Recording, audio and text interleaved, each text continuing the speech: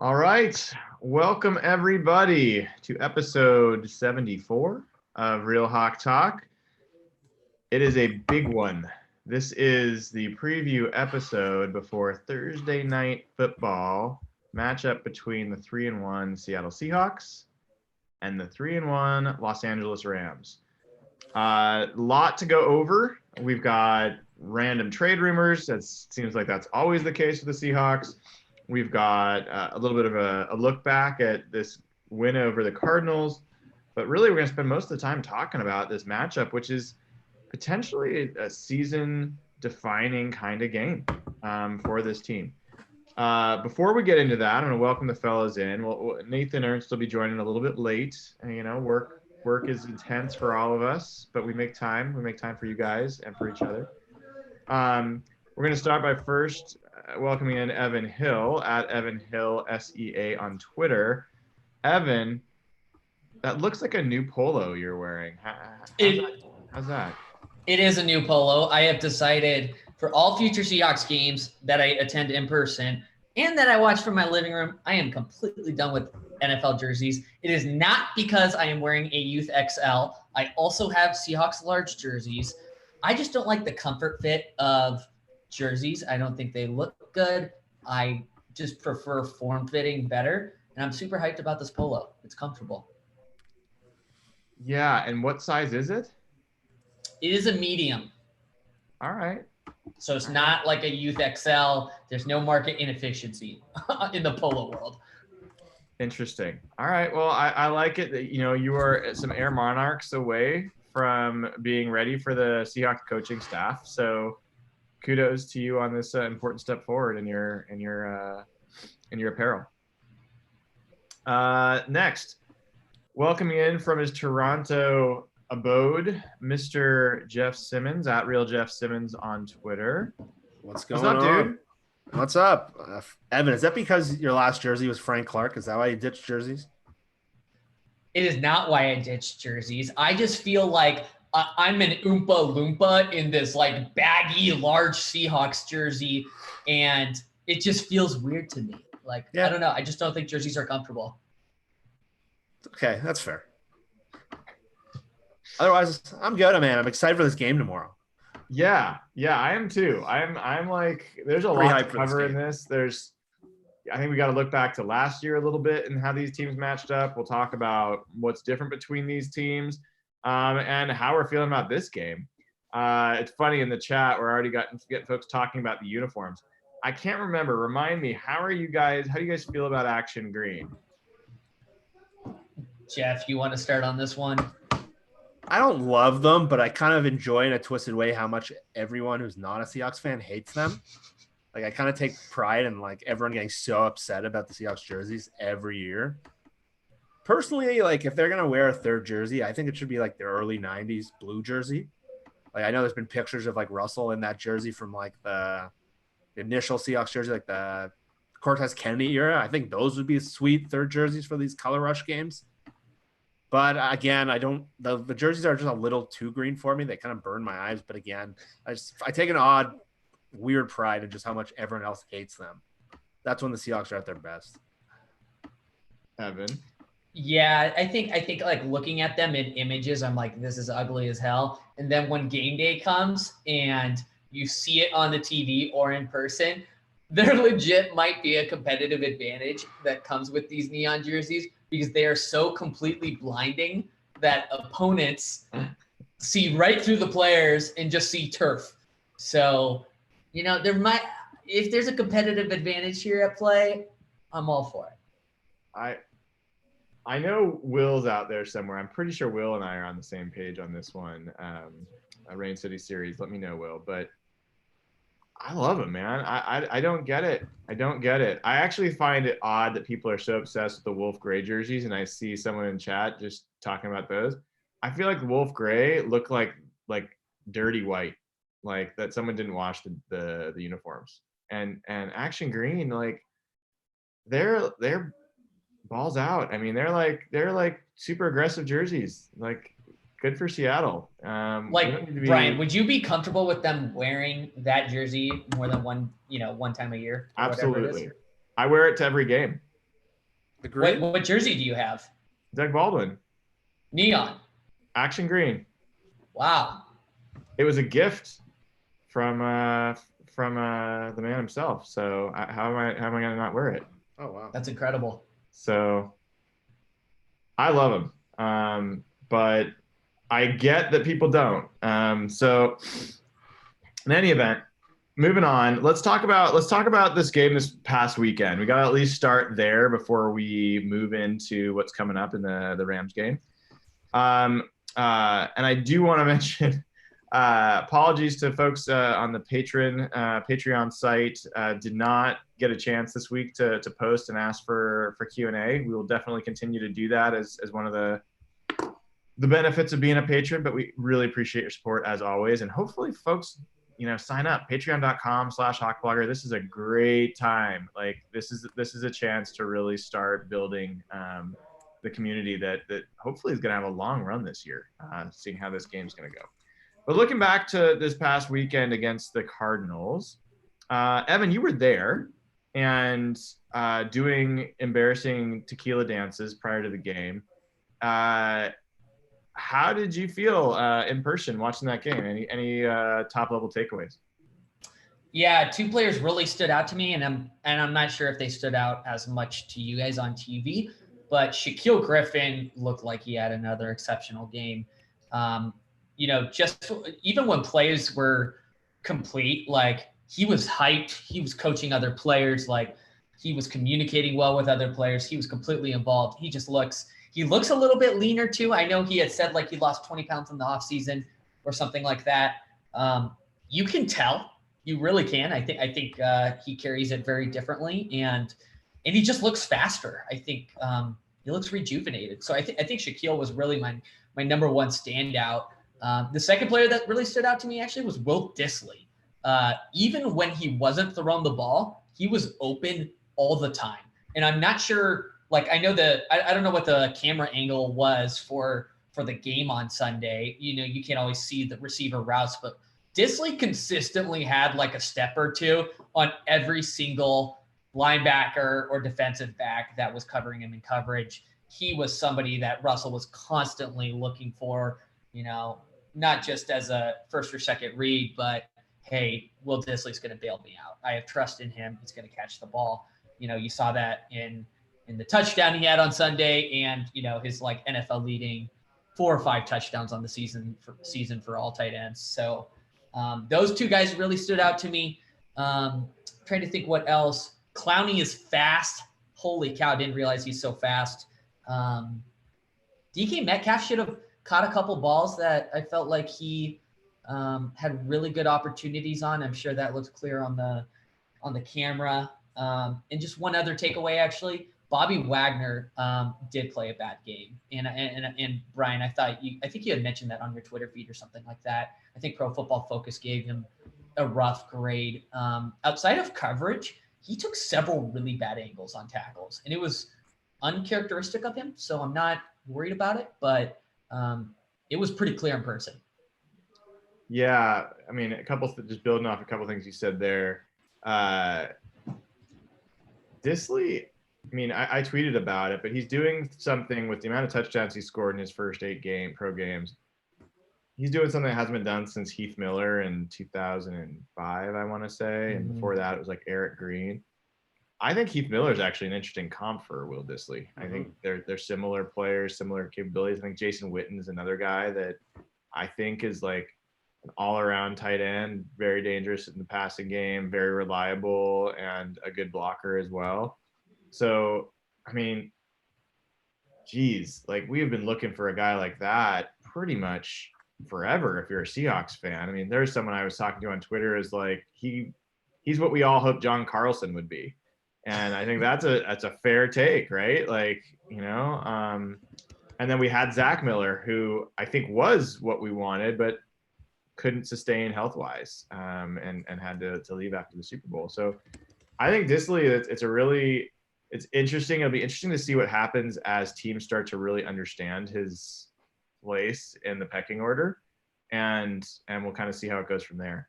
The other one is on Bobby. Increasingly, it's becoming clear to me that the Seahawks have changed a lot of their defensive scheme, and it's actually affecting Bobby in ways that I don't think everyone else gets yet. So specifically 2 ways. One, Tedrick Thompson is an abomination and is a starting safety, and there's no way in hell he will ever do what Earl Thomas did. He cannot be a single high safety. They cannot play that defense with him back there. So they're playing a lot more too deep. And that changes the coverage responsibilities, especially for a middle linebacker like Bobby and what he was doing. The other factor there is underneath of that, they are playing 3 linebackers all the time. They're playing base. So it used to be Bobby and KJ as inside linebackers in nickel situation a lot of time. Bobby was covering middle in almost all those cases. So his ability to roam and his strength, I think he's going through an adjustment period right now in I think his role has been really affected. And it gets me a little bit pissed off, to be honest, that because the team has not been able to address the safety position, really that's where it starts with, that we're now going to take our best defensive player and make him less effective. That's pretty risky stuff. So those are a couple things just coming off your stuff. Jeff, any thoughts from you about the game last week, or even the comments I was just making there? That's an interesting point about Bobby. I haven't really seen anyone make that point. And to add to that, he didn't really practice a lot during this offseason, and he didn't play most of the preseason games. First, he was going through the contract negotiation and was really taking it easy. And so a lot of guys are saying these first 4 games, because no one played in the preseason, are more like a normal preseason. And you'll really see from week 4 on who the good teams are. I wonder if Bobby kind of had that period, because you're right, he had a big adjustment, and he's not playing the role he's played for pretty much 7 years. Mm-hmm. So that's I think you can add to that. I think that's a really, really good point. I think Evan hit on most of the key points that me and you talked about briefly on Sunday when we talked after the game.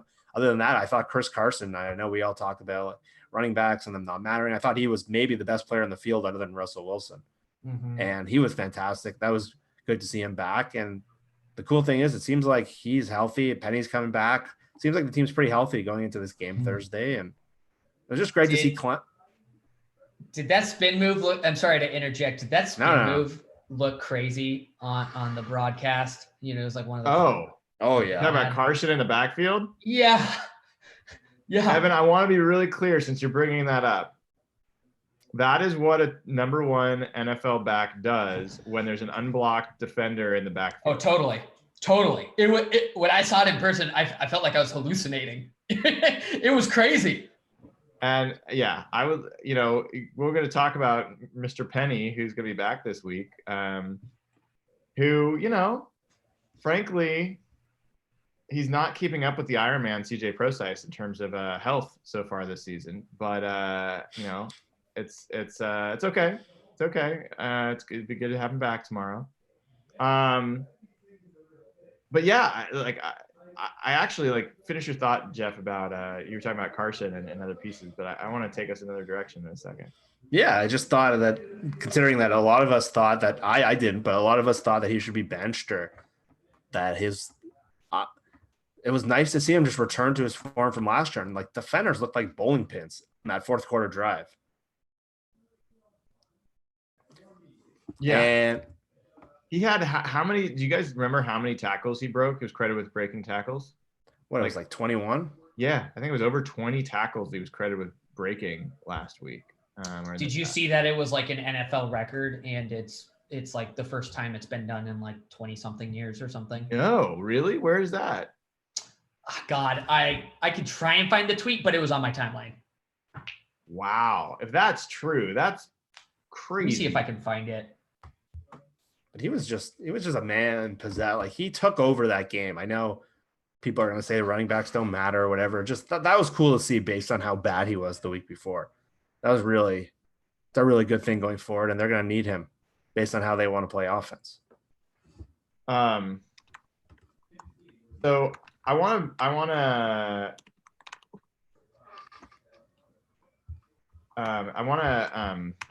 talk a little bit about what we've gotten wrong. So it's something we did last year a little bit more. And I'm going to kick it off by picking one aspect, and we'll go round table here and talk about a few others. But when Evan and I last week, we were talking about how we thought Pete Carroll should handle the fumbling issues with Chris Carson. And we were both of the mind that actually they should have one of the other running backs, Rashad Penny, take point, and Chris Carson should split snaps and work his way back up to, his confidence back up and to be the lead back again. It wasn't necessarily a benching, but it was definitely all right, let's kind of lighten your load and help you build your confidence back up and let someone else potentially get a chance at the top spot. And it was about, you got to hold players accountable. And at some point, if they're potentially either losing games or really coming close to losing games for you, the right thing for the team is to let other people step forward. I'm just going to come out and say, I think that the way Pete Carroll handled it is a totally valid alternative method.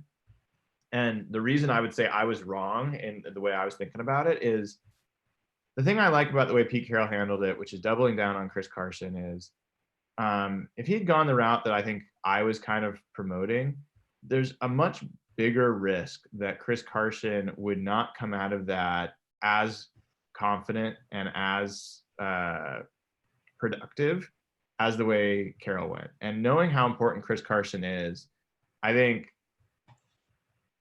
obviously if he had fumbled, we'd be just all over him about it. But the potential now is that you can really bring him back with a lot more confidence, and that he can play with more confidence, and that you're going to get the most out of your best running back. So I would just call that as something. I think looking back, I'd say I was wrong on that one. Evan, how about you? Something that you got wrong. It doesn't have to be specific to this game, but so far this season, a player, a move. What's something that you feel like you got wrong? Yeah. I was not expecting, and I was pretty negative on Shaquille coming into this year. I was really worried about the sophomore season he had, and I think rightfully so, honestly, after a fairly impressive rookie year. But he's really, come out of his third year looking like a Pro Bowl level cornerback, like a guy where if he continues this level of play, I'm not sure if I'd be willing to pay him like top 5 money, but yeah, he should probably get like, $13-14 million a year if he keeps it up. Cornerbacks are that valuable. Good cornerbacks are hard to find. They're difficult to identify in the draft, and they're expensive in free agency. So I think Shaquille is probably my pick for where I feel like I was most wrong and probably most negative about, but he has been more than a pleasant surprise. He has been a major contributor through, I think, 4 games of the season. How about you, Jeff? What's something you got wrong? I would say I thought I know they improved a lot in this last game, but I think the offensive line to me is an area that I really thought would be the strength of the team. Thought it'd be a strength of the offense. I thought there were a lot of promising signs last year, especially run blocking. And the first 3 games were pretty rough across the board. The pass pro was really, really bad. The run blocking was bad. That New Orleans game, they couldn't do anything on 4th and short. But this last game was a big step forward, so hopefully they've turned a corner here. But I was really surprised how slow they came out of the gate, how rough they looked. I know they didn't play a lot together in preseason, but like a guy like Affetti, I couldn't imagine him declining from last year, and he's been really, really bad all season. I guess the other one would be Michael Kendricks. I thought he was going to really be a seamless tackler on this team. Thought he was going to be one of their strongest defenders. He's really had trouble in space. I know he had 2 sacks last game, which was very promising. Another step forward, but he's missed a lot more tackles. Evan mentioned the angles with Wagner. He struggled with that, and they're picking a pretty big leap going all that base and taking their nickel defender off the field. And I think he's had a pretty rough first quarter of the season, other than those sacks. I don't know if you guys agree with that, but he hasn't made – I just thought based on how he played last year and how he played in the preseason, he was going to make all those impact plays in the backfield. And he's been pretty quiet so far. And I guess the biggest one, Dwayne Brown. Yeah, he's definitely not been as good. He has not been as good. Thankfully for Seahawks fans, it looks like neither is Andrew Whitworth. But it's the offensive line's a great one. I think did not expect them to take a step backwards. They certainly looked like it. I think another thing did it look like that in Arizona though? No, that was their best game. That was their best game. We talked about it in the post game a little bit. I would say I would qualify that as another thing I got wrong. On Mike Iupati, I didn't really see him as an upgrade over Sweezy. I think Sweezy gets a lot of bad rep, but if you actually look even in Pro Football Focus, he's one of the better pass blocking guards in the NFL and was last year at times too. It got worse as the year went on, but Iupati to me was a guy that I thought was his best days were beyond him and wasn't necessarily going to be able to step in and play that well anyway. He's only played a couple of games now, but I thought he was a difference maker in this game. I thought it wasn't just Chris Carson that had a big step up, but they did great job isolating this. Mark Schlereth, I think, was the color guy and showing some of Iupati's inside pulls and seal blocks that he was making. They were clearing the path for Chris Carson big time. I also thought that looked like a little bit of a different scheme. That some of the blocking schemes looked a little bit different. It might have been the matchup, but that was encouraging as well. I'll be curious to see how that plays out this week. So he's played better than I thought. We'll find out. It looks like I'm going to be wrong about DK Metcalf in terms of how much he's going to get targeted, but his targets have gone down and down and down. So, I'm not hopeful that in this case that I'm right. But I would just say that's going to be something to watch. He's not being utilized that well. And I thought even in this game, he had one catch for 6 yards. It was on a quick swing pass. I don't know why they don't do that more often, or wide receiver screens. So let's just clarify. Tyler Lockett is at 32 targets through 4 games. DK Metcalf is at 23. And the next closest wide receiver is Jerron Brown at 9. So wow. That's a drop-off. 14 targets is a fairly large drop-off. I want to take a second to thank TLJ Russian Bot, who is added in the super chat, donated. We really appreciate it, dude. Every bit counts, and really, really appreciate it.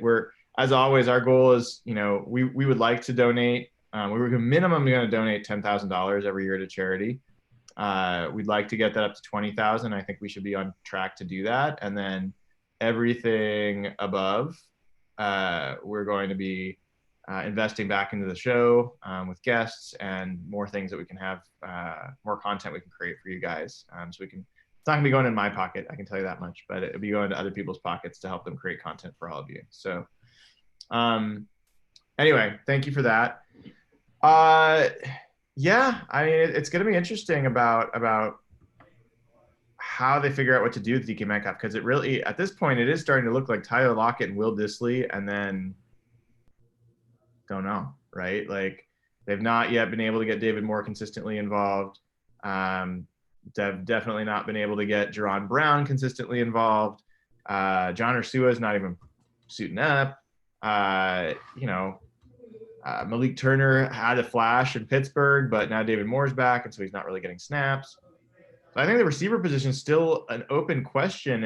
And Evan, I think that there's some rumors flying around about potential receivers being available. What are you hearing there? Yeah, so I'm not sure if you guys have been following the Stephon Diggs drama, you could say, in Minnesota. But long story short, he has been super underutilized by the Vikings this year, and even towards the end of last year. He signed a mega deal with them and is being paid a ton of money, averaging about $14-15 million a year. In terms of their cap, they are actually currently projecting negative $5 million in cap space in 2020. So they are going to have to do something from the cap end to alleviate that stress going into 2020. They signed Kirk Cousins to that huge monster deal that is fully guaranteed, 100% fully guaranteed. They can't release him. But basically, like Stephon Diggs has basically tweeted some cryptic stuff on Twitter over the past 48 hours. There's been rumors that he's been super unhappy in Minnesota. Obviously, super underutilized. Kirk Cousins has been like really, really bad this year. I don't know if you guys have seen a Vikings game, but Kirk Cousins is unbearable to watch. It's really bad football right now. And Stephon Diggs isn't happy. Today, the drama / rumors sort of hit a climax. He did not practice today due to a non-football related reason. And the Vikings have been zipped lips on it. The leading candidate for a trade partner, rumored to be your New England Patriots. So, there's speculation that the Seahawks could be involved, but, they made a trade for a dynamic receiver 7 years ago. And I wouldn't be surprised to see them do it again. But that's the context to the Stephon Diggs. That'd be ironic with all the news coming out about what Percy Harvin did with Golden Tate and how he was playing every game and how Golden Tate ended up in a trash can somehow. Did you see Golden Tate's response though? He tweeted back and was like, "It's 100% fabricated. Like none of this happened." And I personally don't buy that because Cliff Averill on the radio affirmed all of this. Yeah, and Cliff doesn't seem like he'd be a guy that I'm not exactly Percy is retired. Percy's not playing in the NFL. What's his incentive to lie about something like this, I guess? Yeah, it doesn't make a lot of sense. And he comes off terribly in the story too. Percy. Well, Percy's kind of he's like a poor man's version of Antonio Brown in terms of crazy. So who knows? Very much so. I will say Josina Anderson tweeted 47 minutes ago. Team told me today that they'd definitely be interested in Stephon Diggs. Said they were informed by the Vikings the wide receiver would not be traded. So I mean, they said the same thing about Percy Harvin, and then he was traded. It's possible. It's possible. I think Stephon Diggs is a damn good receiver. Don't get me wrong. I'm not super interested in this team trading for a $14 or $15 million Stephon Diggs right now. I don't think he's the answer for the Seahawks. Now, if you told me that they were going to figure out a way to rent AJ Green for the rest of the season and get him off the Bengals, you would really prefer AJ Green over Stephon Diggs? A one-season rental that's not going to be a millstone around your neck, and AJ Green is so much of a better fit for what Russell Wilson is as a quarterback. Okay, so we're not assuming similar trade compensation then, I assume. No. Okay. Much cheaper. Yeah, I think AJ Green is a better receiver and would be cheaper to acquire. Yeah, AJ Green is 31 years old, and it would cost the Seahawks it cost them $6 million to no put him on brainer the team for 2019. People are talking about trying to pick apart Bengals talent. Go get Geno Atkins, go get AJ Green, go get I'm literally looking at his deal right now. The Seahawks to pay him the rest of the year would be a $6 million cap hit. Yeah, if I'm the Bengals, first person I'm trying to ship is Andy Dalton. Ship him to a team that all the quarterbacks going down, ship him to a team and that thinks it has a playoff chance and start tanking for that pick. If I'm the Bengals. That's an interesting call out. Right? But no one's listening to here to talk about the Bengals. Let's turn it back to the Seahawks a little bit. Trade rumors aside, and let's talk about this Rams game, guys. First of all, how much of the Rams versus Bucks did you guys get to see? I watched all the highlights, if that counts. It counts. Jeff, did you watch much of that game? Yeah, I had my TV on the Seahawks game, and my computer was playing the entire Rams-Bucks game. So I watched as much as I could, multi-screen. I saw a lot of that game. What was your takeaway watching that game? It's crazy, a 55-40 game. That does not happen that often. Tell me about what you took away from watching that game. My biggest takeaway, I know in the PFF stats definitely agree with this, is that their offensive line has dramatically changed in the last year. I know we all talked about this in the offseason when we talked about the Seahawks like division chances. How do you pass the Rams? And they lost their center. They lost their left guard who got paid pretty big, I think, from Tennessee. And we mentioned earlier, Whitworth has really taken a step back, and so is their right tackle. And as a result of that, they've kind of lost their identity on offense. Jared Goff really hasn't been good since that Chiefs game last year, and he was disastrous in this game. And the other thing in this game is really, if you look at the first 3 games of the year, and I've watched almost every Rams game, just I like to see them. The first 3 games they mostly won with defense. Their front with Donald and Dante Fowler and Clay Matthews has been getting really good pressure, and that's how they beat Carolina. That's how they beat the Browns. But they were burned on a lot of big plays down the field last game. And Marcus Peters gave up that huge touchdown to Mike Evans. He got hit pretty hard on his pick 6 return, and just their safety play was not nearly as good. And the biggest story, obviously, is though Jared Goff. Jared Goff has looked like a radically different player, and he looks more like Andy Dalton, or as a guy that just can't do things on his own. And when the things aren't going perfect around him, and Gurley's not there, and the offensive line isn't perfect, he isn't a difference maker. And if he's not a difference maker, that team's outlook dramatically changes, because they have a great receiving core. They have some great players on defense, but if they don't have a good quarterback, they're up for the taking. Evan, what's your feeling about the Rams team coming into this game? Like, what you were with me last year, this very same week 5. Yeah. Rams, I'm pretty sure we're 4-0. Seahawks were like 1-3 or 2-2, something like that. And you and I were pre-gaming, and we were like, holy shit, like, this could be bad again. They are so good. Our defense is so bad. How are we going to do this? And I think it was right after Earl got hurt, too. So we just had lost, Earl Thomas in the secondary. Lost by like 2 points. And both of us, you and I, you were so pissed after that game, because you were like, and I was actually really encouraged. I was like so expecting us to get our butts kicked. And you were right that we should have won. Year later, how do you feel about the Rams compared to how you felt last year? First of all, fuck moral victories.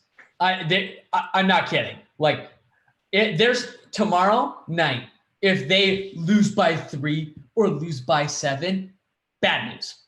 The Seahawks need to retake the NFC West. And the way they do that is by kicking Ram ass tomorrow night. I think, one underplayed or maybe downplayed aspect of this game going into tomorrow night is really the Rams defense. Their secondary has been a massive problem, massive liability for them. The Bucks just hung, I guess it's not 55 points technically because Sue returned a touchdown, but they hung 48 points on them, 49 points. I don't remember if there was the extra point there. The Panthers hung 27 on them. I'm going to disregard the Saints game just because Teddy Bridgewater, I don't think, is some insane threat. The Browns put up like a modest 13 points, but I think with this game at home, Russell Wilson having the fastest start to his career, not just from a statistical point of view, but I think everybody with the eye test is like, Russell has started this season faster than he has in his entire NFL career.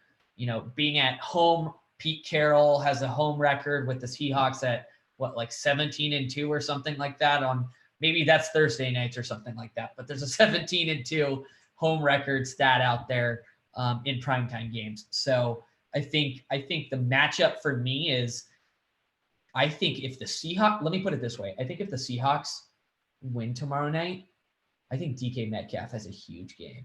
It really did. Yeah, it's interesting because Marcus Peters had the big pick 6 last week, and that's something he's done a lot in his career. He was not very good last year, and David Moore abused him in the first matchup with double moves, and just made him look really bad. And Peters was not good most of the year. He played well in the playoffs, or played better. He's actually playing really well this year. He's been a big improvement for them. Eric Weddle has been a big improvement in the secondary at safety. It's actually Aqib Talib that's taken a step back on the other side. And so the Rams are one of the best teams in the league at guarding number one receivers, and that's Peter's side. They're number 28 in the league guarding number two. So it'll be interesting to see. They've been actually also really good at guarding tight ends. So those of us who are excited about Will Dissly, you know, the change there is Taylor Rapp is probably not going to play. Rookie safety out of University of Washington. He's been playing a lot on the tight end, and he got carted off last on this Sunday game. So the chances he's going to play is like very, very low. Don't know how they're going to handle that. I didn't get a chance to watch and see who they brought in once Rapp was out, but those are some big question marks, and maybe this is a chance for them to exploit him with Will Dissly. The Goff thing, I mean, this guy, like, I've always said I just can't stand Jared Goff. Like, he's just an idiot. Like, he's drives me nuts. But I'm gonna really love heckling him tomorrow. Like, I'm really looking forward to it. And you know, this is a guy who's thrown 6 interceptions in 4 games. 6. That's nuts. Like, you know, for one of the best offenses in the NFL, supposedly, he's been under pressure on 43% of his dropbacks so far this year. 43%. And in those situations, his passer rating is 62.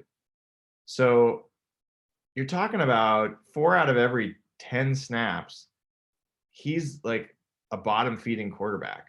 That's a big deal. And he just he's not been good this year. Now, he did throw for a ton of yards last week, and they put up 40 points. Let's not forget that. And it looked like if he didn't fumble there, they very well could have come back and won that game after being down 21-0.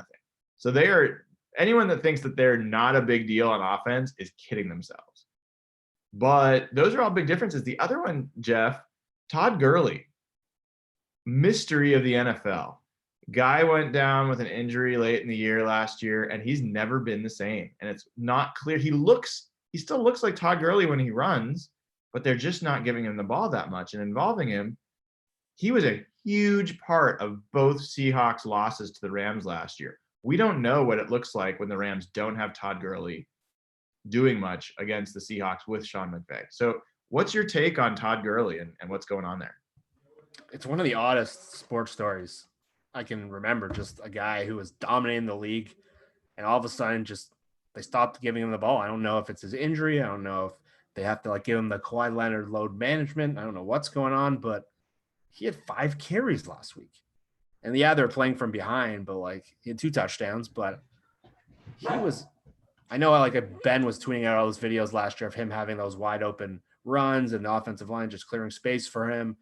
But yeah, in those Seahawks games, Todd Gurley, it seemed like a lot of the game plans, just the way to beat the Rams is to take out the edges and was to eliminate Gurley from the game.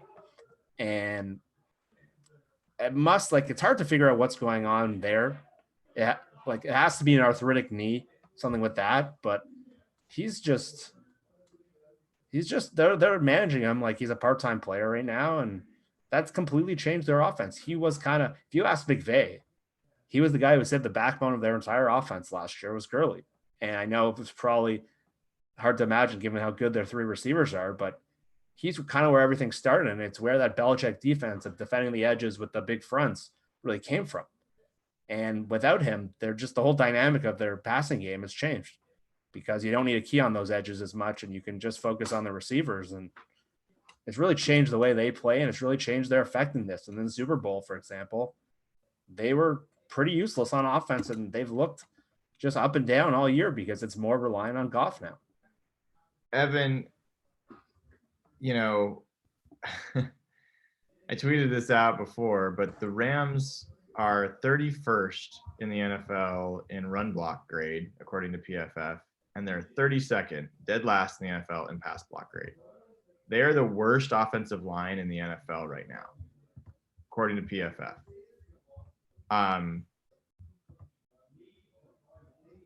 How much do you think the Todd Gurley situation and his lack of production is because of Gurley and his health?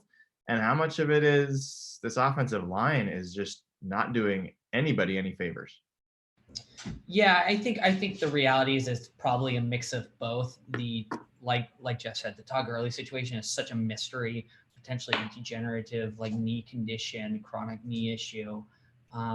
If that is what has happened to Todd Gurley and he is no longer going to be, a 20, 30 carries a game type of back, glad he got the contract he did, because it doesn't look like he will ever be that player again. At the same time, Andrew Whitworth and that line, they had a couple departing guards leaving free agency.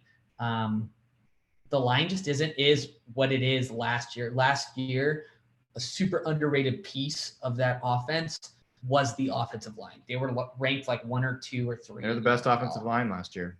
There you go. That they were a huge part towards their success. They ran play action like a ton, and the reason they could run play action a ton is because their offensive line could block, hold defenders, and let those plays develop, let those receivers run their long routes, and let those explosive long plays happen. So it's probably a mix of both, but at the same time, I think the Todd Gurley situation is really, really strange. So is Sean McVay still a genius?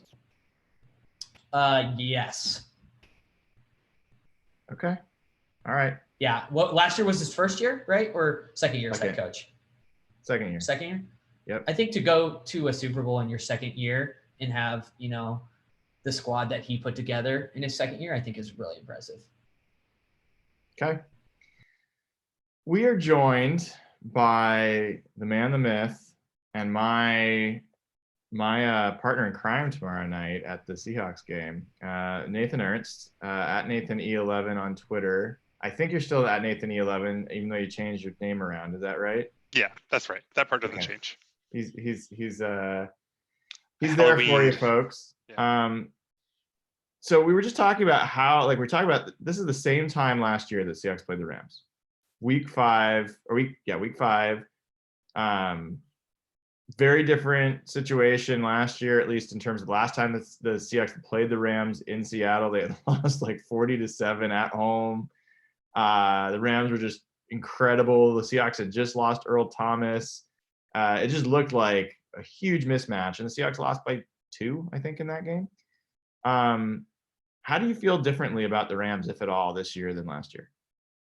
I feel a little differently because I think, you were asking if McVay is still a genius. I think McVay is probably still a very, very good coach. I think that what's been solved here is more about Jared Goff than anything. I think that teams have probably figured out what he can and can't do and are forcing him more to what he can't do. That said, look, we've seen some crazy ups and downs from the Seahawks team already this year. The Rams went out and had a terrible game last week. We're coming off. We're just 2 weeks removed from the Seahawks version of that, getting absolutely thumped by the Saints.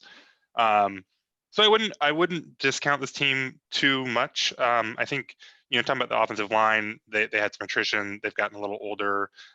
So all that's fair. I think the playing field's clearly evened a bit between these two teams. Maybe even to the point where, as a home team, you can feel like Seattle maybe is the favorite here. But I don't think the Rams have fallen probably as much as it seems like they have right now. Yeah, I think the Rams are a very good team. And in fact, looking at them deeply, I think their defense is actually better than last year. And yes, they just gave up 55 points. I get it, although not all of those points were on the defense. But I see a sounder defense, both against the run and against the pass. And there's some weaknesses for sure, obviously. But even after giving up 55 points, they're like top 10 in yards and yards per play allowed. So I think this is definitely a good team. I'm curious, Jeff, and for the rest of you, I'm not asking for a prediction at this point. Maybe we'll get to predictions later. I go in there. I feel like the Seahawks should win this game. I didn't feel that way last year when these two teams played, but I feel like they should win this game. And that's kind of what I'm getting from Nathan in terms of this, right? Roughly even, we're home team. How do you feel? feel the same way. I know there's a bit of recency bias because the Rams were so bad last game, and that the Seahawks probably definitely played their best game of the year. And I agree with you. The Rams are not a bad team by any means, just because we're saying they declined in one area. Last year, they were probably the most talented team in the league from just a roster standpoint. But yeah, I think the Seahawks being the home team on a short week, I think their talent level is much more close than last year. Like last year, we had no idea where the Seahawks were at this point. They looked like a potential. We were talking about potential lottery picks and tanking the year. Like we didn't know what they were. So that game was a real sign of encouragement compared to this year. Like Evan said, if they lost, it would feel really shitty, even if they lost like 2 points or 1 point. Yeah, I think the Seahawks have a good chance to win this game. I think it's close to a toss-up game just because of how good I think that team is. But given the Seahawks' strengths and the way Russell Wilson's playing and the quarterback difference, and that's how you win games. So I think the Seahawks do have a pretty good chance of winning this game, and that's why I think they're the favorite. Well, I mean, Evan, like, there's an old adage that the best quarterback usually wins the game. That is generally the point of view in the NFL, and I've heard that before. So, you've got Jared Goff, who's thrown 6 interceptions this year. He's had, I want to say, 13 fumbles in his last 14 starts, some crazy number like that. I can't remember. I'll put it up here in a second. I think he's like 25th, 26th in the NFL in QBR. And you've got Russell Wilson playing the best football of his career. Why isn't that enough? If those things are true, why aren't we like super confident about the Seahawks winning this game? It's a really good question. My fear is that if they get an early lead, like they did against the Cardinals, whether it be a defensive score, offense is clicking, whatever, if they get an early lead and they put up points, my fear is that they suddenly transition back into playing not to lose mode. I think that would be a disaster with the Rams. The Rams are capable of scoring a lot of points very quickly. Yes, Jared Goff has been bad this year, but we saw what they did last year. They can put up points quickly. They're explosive. They have playmakers. I don't care if Todd Gurley is a shell of his former self. He's still a playmaker. They have great receivers. My fear is that if they take their foot off the accelerator, if they don't play aggressive, they're not going to win this game. I really believe that. I just think the Rams are a dangerous team. Like Nathan said, I think this team is still a good team, even though they haven't looked like the 2018 Rams. So I think my concern is over how conservative they will call the game. Nathan, how about you? I mean, where do you think the Rams have the biggest advantage over the Seahawks?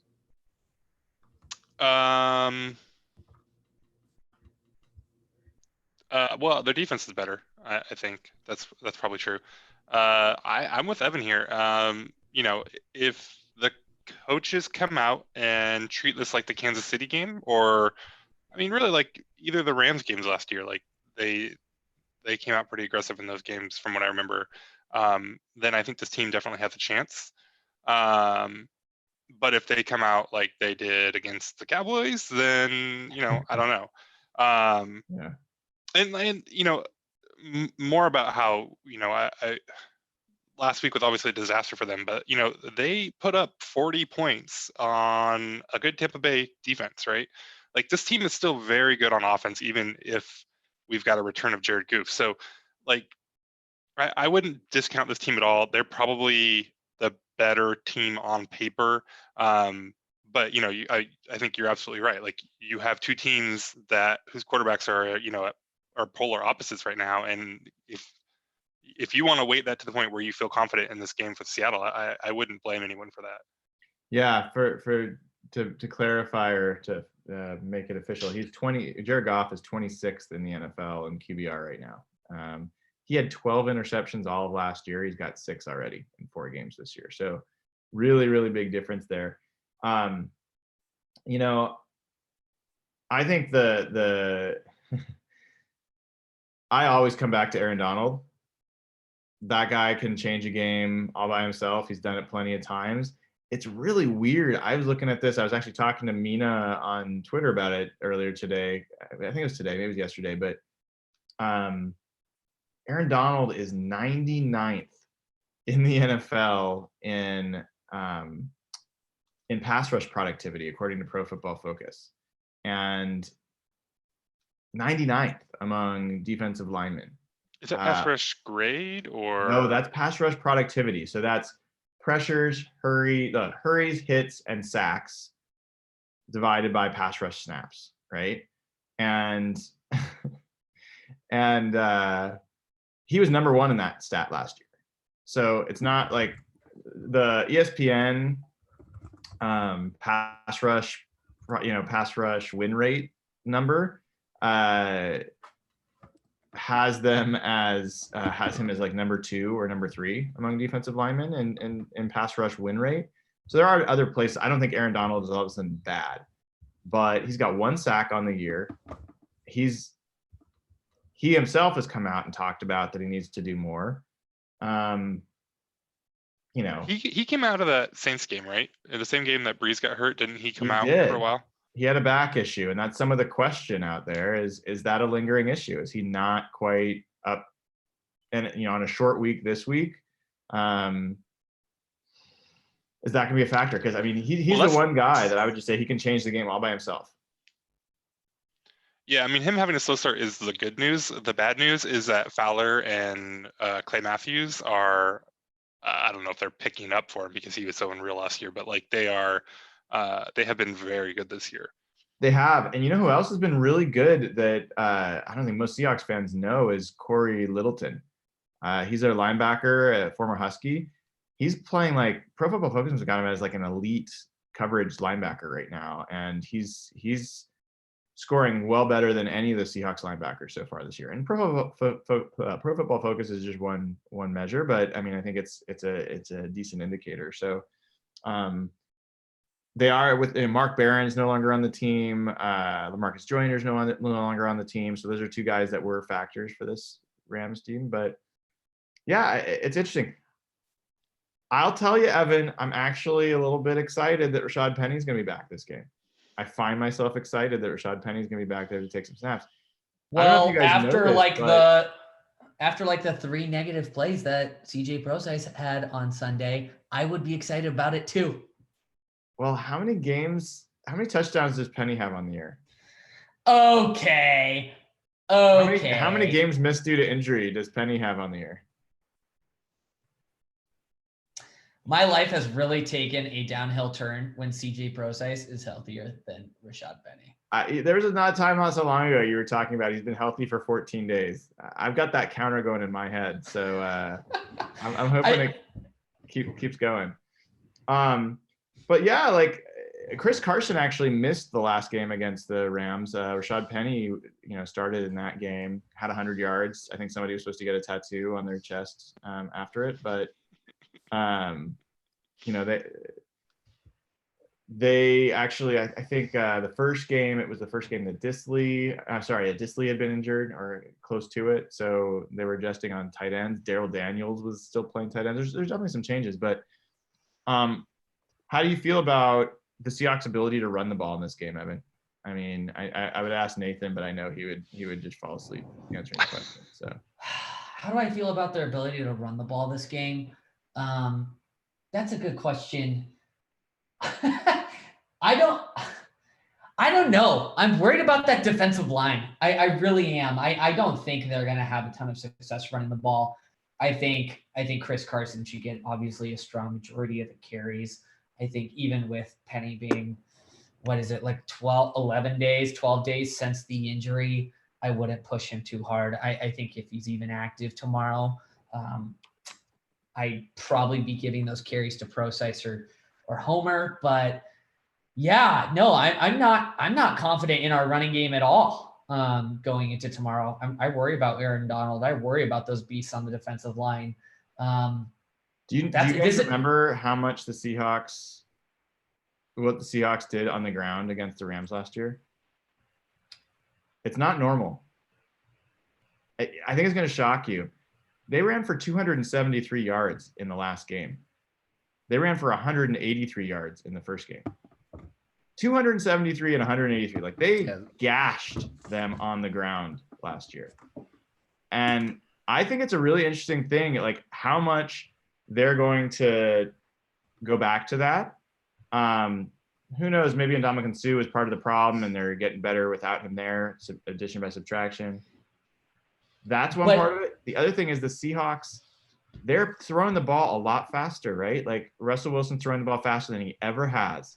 No matter who you have pass rushing, that's going to make it harder to affect him that way. So those two things for me are like, I'm really curious how the game plays out. And I agree with you. If they get too infatuated with the run game, I think they're going away from their strength right now. At the same time, I thought the run game started to look better against the Cardinals, and they certainly had success against this team last year running the ball. I hesitate to ask you, Nathan. I'm going to go to Jeff on this. Like, how do you see this playing out? Well, I think this is a big question of just running smarter versus a pass versus run situation. Because even though they did gash them in that first game, if you remember the end of that game in the fourth quarter, when they had a chance to put the game away, they got very conservative. And that was like shoddy Pete ball at its worst. And they started running too much. They stopped taking shots downfield, and it hurt them in the end. And that's not the kind of running I want to see from them. If they're able to run the way they did early in the game and really open up their deep passing game, and just if they can gash them with Carson and Penny like they did. Penny played that whole game in LA last year, if you remember. That was his kind of best game of the year. Carson was out for that game, and Penny gashed them. He had two massive runs, and the way they just move upfield and Donald penetrates, and it opens up holes in the run game. So that is an area they might be able to exploit, especially if their guards play as well as they did last week. But again, I think the best way to beat this team is through Russell Wilson. So I don't want to see them rely too heavy on the run. I don't think that's the best way this team should try to win. I think the passing game should be the strength of their team. And yeah, use Carson, run and run smarter. Don't run second and long. Don't run first and 20 or second and 20, whatever it is. That's the kind of running I want to see them do. And just to piggyback off what you said, Jeff, if they're going to run the ball this game, and they're going to, be, operating super long-winded drives, fine. But I have one request. Finish those drives with fucking touchdowns. Like we saw in, the fourth quarter of the Cards game, they ran the ball hard and they took like 8 or 9 minutes off the clock. That's fine with me. If we're going to be dumb about running, don't care, but finish the drives.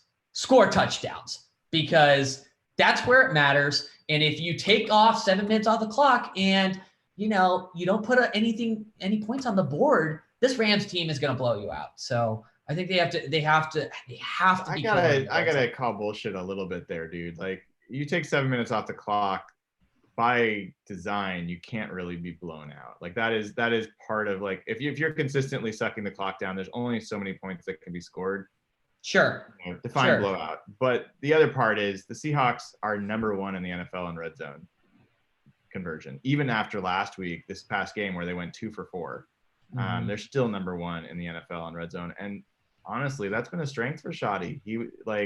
Last year, they were number 1 in the NFL in red zone for most of the year until they trailed off and had some bad stuff towards the end. But I don't see that as a big issue. I mean, Nathan, I've been kidding you about this. Like, when you've got a situation like this, I am curious, and you've got a team that has given up over 200 yards on the ground over the last 2 games that you face them. Is there any part of you that's like, and you got Aaron Donald in there, who's a great pass rusher, any part of you that's like, yeah, they should see if they can get the running game going?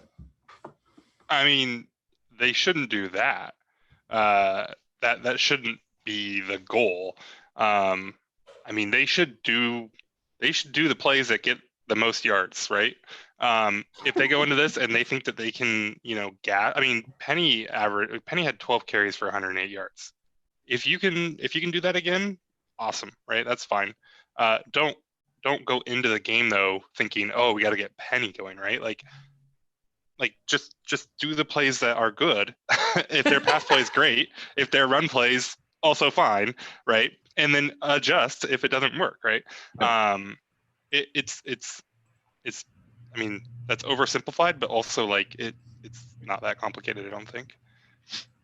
Yeah, I mean, I just think Identifying the plays that work and executing the plays that work, that's the tough part, right? But like just do the that's thing kind of that's the bigger good. point. That's the question is, do you go in strategically into this game thinking we're better off if we can figure out how to run the ball, and that's where you want to try to probe initially, because it is a matter of trial and error to some extent. Like you're figuring out what works and what doesn't. Or do you come in and you're like quick passing game? Honestly, like my opinion is more towards the quick passing game. Like I do feel like that's where their strength is right now, and I don't think the running game's been consistent enough. And I think the Rams' run defense is better than it was last year. So I think that's where my instincts would be. I'm kind of curious to see how the team comes out. And then, look, I think one of the biggest mismatches in this matchup last year was the Seahawks defense against the Rams offense, especially, it was running and passing. Like when they would run it on those wide zones, there were massive holes. Gurley was getting 7-8 yards. And then when they'd pass it, Cooper Kupp, Robert Woods, Brandon Cook, those are three really good receivers. And they were open by like long stretches for deep, big, like explosive gains. So, I'm really curious to see, supposedly, the defense that the Seahawks are playing now, in large part, is about adjusting to the Rams. It's supposed to be better about defending this offense than what they've been running in the past. This is a test. I mean,